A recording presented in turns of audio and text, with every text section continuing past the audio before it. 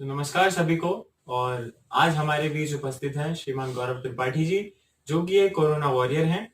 और आज हम त्रिपाठी जी से ये जानेंगे कि क्या उनका कोरोना काल में सफर रहा, क्या उन्होंने इस कोरोना काल में अनुभव किया, और वो जब कोरोना पॉजिटिव हुए और कोरोना नेगेटिव होने तक जो उनका अनुभव है, उनका जो संघर्ष रहा, तो वो आज हम उनसे जानेंगे। तो आइए सुनते हैं त्रिपाठी जी से। और कोरोना के बारे में जैसा आपने पूछा है, तो मैं यही कहूँगा, मेरे साथ जो हुआ वो मैं बताने जा रहा हूँ आपको। मैं दिल्ली में था और लॉकडाउन लगने के बाद 2.5 महीने में वहीं अकेले कमरे में अकेला फंसा रहा। काम वाम कुछ मेरे पास था नहीं। मेरे पास तो क्या, काम की दिक्कत सभी को थी, मेरे पास भी कोई काम वाम नहीं था। 2.5 महीने में बड़ी संघर्ष में वहाँ पर मैंने समय निकाला। फिर मैंने घर आने की सोची हल्द्वानी, कि परिवार से मिल लिया जाए, क्योंकि काम वाम कुछ है नहीं, इसलिए परिवार के पास कुछ समय व्यतीत कर लिया जाए।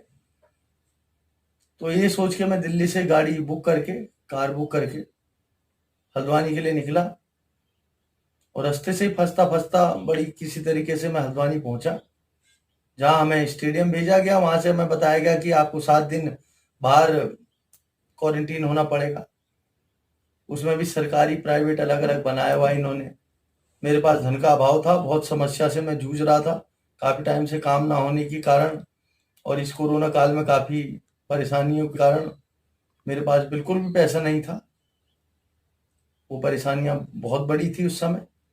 तो मैंने सरकारी क्वारंटीन में हुआ, एक होटल में मुझे क्वारंटीन करवाया गया और वहाँ मेरा कोरोना टेस्ट लिया गया। तीसरे दिन, 5वें दिन मुझे रिपोर्ट दी गई। उसमें बताया गया कि रिपोर्ट तो खैर ये कुछ भी नहीं दे रहे, खाली मैसेज के थ्रू बता दे रहे हैं कि बस तुम्हें पॉजिटिव है। और मुझे सुशीला तिवारी लाया गया और फिर 19 दिन मैंने बड़े संघर्ष में के बाद सुशीला तिवारी में रहा। मैं वहाँ, मैंने काफ़ी पेशेंट थे पॉजिटिव होके जो आए हुए थे, जिसमें कुछ सीरियस भी थे और 2 डेथ भी हुई उसकी पूरे काल में, मेरे 19 दिनों के बीच में। जो बुजुर्ग थे 2, उनकी वो गुजर भी गए थे वहाँ पर। तो कुल मिला के बहुत ज़्यादा संघर्ष उस हॉस्पिटल में रह के हम लोगों ने किया। हमने बहुत सेवा की वहाँ पर कोरोना पेशेंटों की और सभी की, जितना हमसे हो सका। काफ़ी मना भी किया और लोगों ने मुझसे, लेकिन मेरा मन ना माना, क्योंकि मैं मानता हूँ कि जीवन और मरण ये परमात्मा के और विधि के विधान और हमारे कर्मों का फल है। इसलिए मृत्यु से पहले मृत्यु आ नहीं सकती। इसलिए मुझे मृत्यु का या किसी तरीके से कोरोना का कोई भय नहीं था मेरे अंदर, और मुझ में, मेरे अंदर कोई सिम्टम कुछ भी नहीं था कोरोना का। फिर भी जो गाइडलाइन है, जो रूल रेगुलेशन है मेडिकल के, वो मुझे फॉलो करने थे, इसलिए मैं वहाँ रुका रहा। और 19 दिन मैंने काफ़ी पेशेंटों की वहाँ, जो वो दिक्कत में ज़्यादा थे, खूब सेवा की। मेरे साथियों ने भी काफ़ी सेवा की, जो मेरे साथ कई लोग थे, उनके भी एक्सपीरियंस मेरे पास हैं काफ़ी। उन लोगों के भी मुझे आज भी फ़ोन आते हैं। उसके बाद 19 दिन के बाद हमें वहाँ से बताया गया कि अब आप बिल्कुल ठीक हो, नेगेटिव हो, और हमारी छुट्टी दे कर दी गई और 7 दिन के लिए हमें होम क्वारंटीन के लिए बोला गया।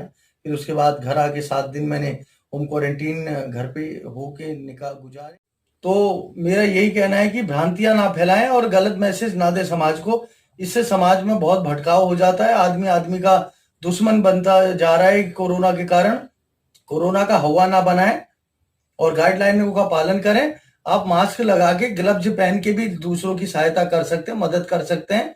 और कोरोना ऐसे नहीं हो जाता किसी को भी, और होने में आया तो किसी को भी वायरस पकड़ सकता है। ये कोई बहुत बड़ी गंभीर बात नहीं है।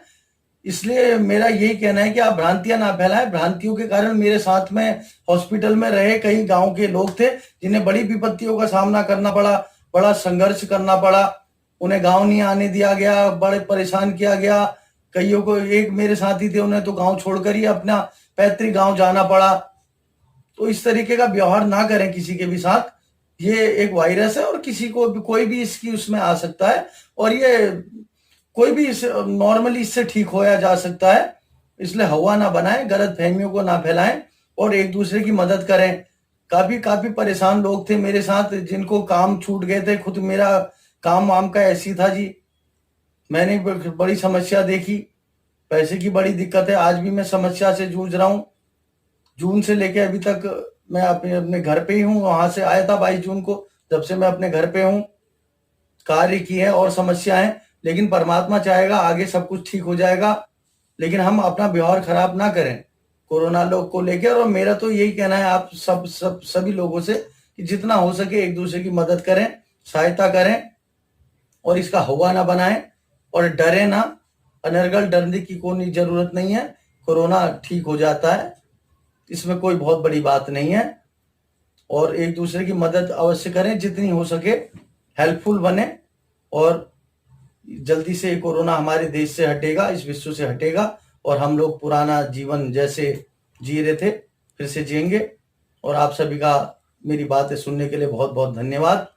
फिर से एक बार आप सभी से यही आग्रह है कि गलत फहमियां ना फैलाएं और जानकारी के अभाव में कुछ भी अपनी तरफ से बनाकर समाज को ना प्रस्तुत करें।